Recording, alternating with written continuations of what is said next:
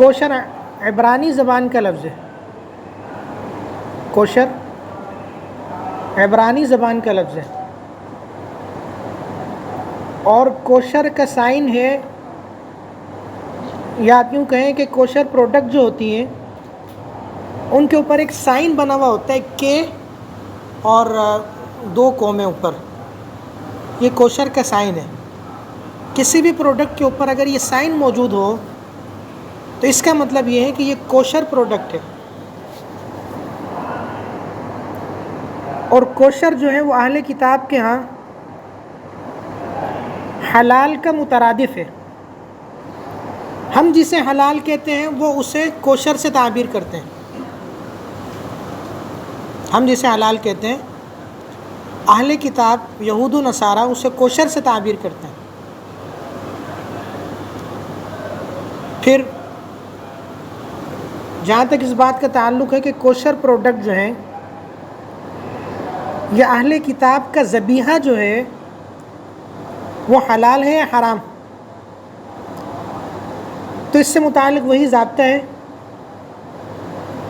کہ جو اہل کتاب اپنے مذہب کی تعلیمات پر عمل کرتے ہوں اور اپنے مذہب کی تعلیمات کے مطابق جو شرائط ہیں ان پر عمل کرتے ہوئے ذبح کا عمل انجام دیں، تو ایسی صورت میں جو ان کا ذبیحہ ہے وہ حلال ہوگا، ورنہ حلال نہیں ہوگا۔ پھر جہاں تک عیسائیوں کا تعلق ہے تو عام طور پر وہ اپنے مذہب کی تعلیمات پر عمل نہیں کرتے، اور ان کے ذبح کے مختلف عجیب عجیب طریقے ہیں، یعنی ذبح سے ہٹ کر مختلف طریقے ہیں جنہیں وہ اختیار کرتے ہیں جانور کو مارنے کے لیے، اور ذبح نہیں کرتے۔ تو عیسائی اکثر مذہب کی تعلیمات پر عمل بھی نہیں کرتے، اور ذبح کا جو شرعی طریقہ ہے، درست طریقہ ہے جو ان کی تعلیمات میں بھی ہے، اسے وہ اختیار نہیں کرتے۔ اس لیے عیسائیوں کا ذبیحہ جو ہے وہ حلال نہیں ہے۔ اور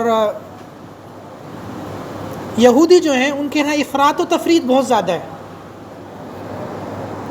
یعنی اگر مذہب کی تعلیمات پر عمل کرتے ہیں تب تو ان کا ذبیحہ حلال ہوگا، اور جو کوشر پروڈکٹ ہوں گی وہ بھی درست ہوں گی، لیکن اس یہودیوں کے ہاں افراط و تفریط بہت زیادہ ہے۔ بعض تعلیمات تو ایسی ہیں جو مسلمانوں سے بھی بہت سخت ہیں، اور بعض تعلیمات ایسی ہیں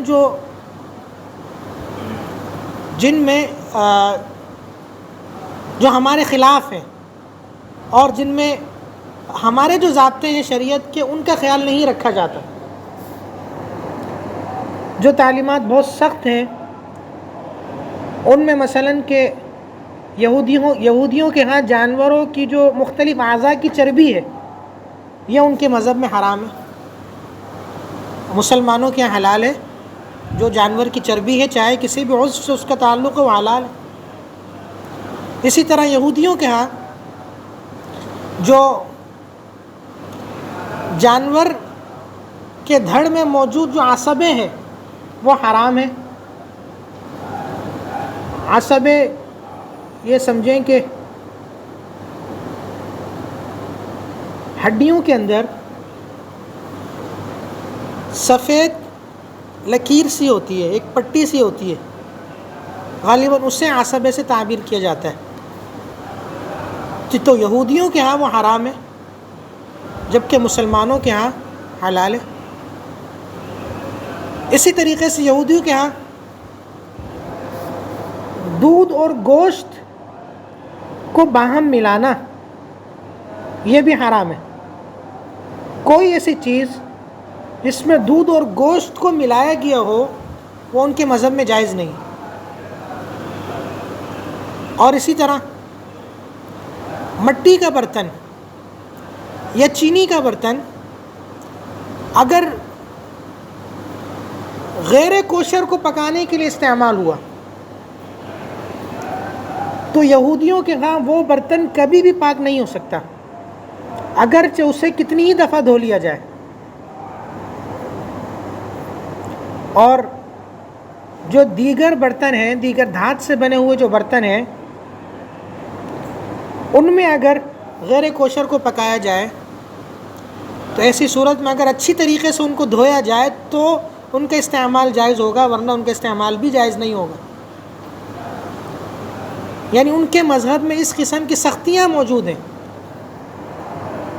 اور بعض احکامات ایسے بھی ہیں جو ہمارے خلاف ہیں۔ مثلا ان کے ہاں بیئر پینے کی اجازت ہے، وائن کے استعمال کی اجازت ہے، اور ممانعت نہیں ہے۔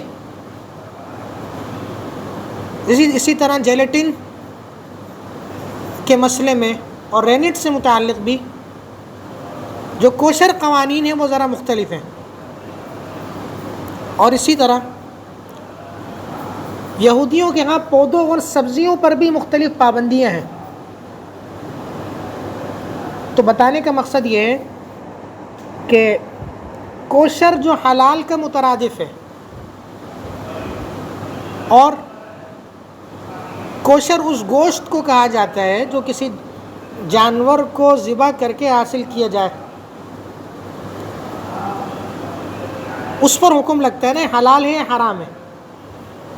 تو اگر مذہب کی تعلیمات کے مطابق ہو ان کی، چاہے یہودی ہوں چاہے وہ نصارہ ہوں، تو حلال ہوگا، ورنہ حلال نہیں ہوگا۔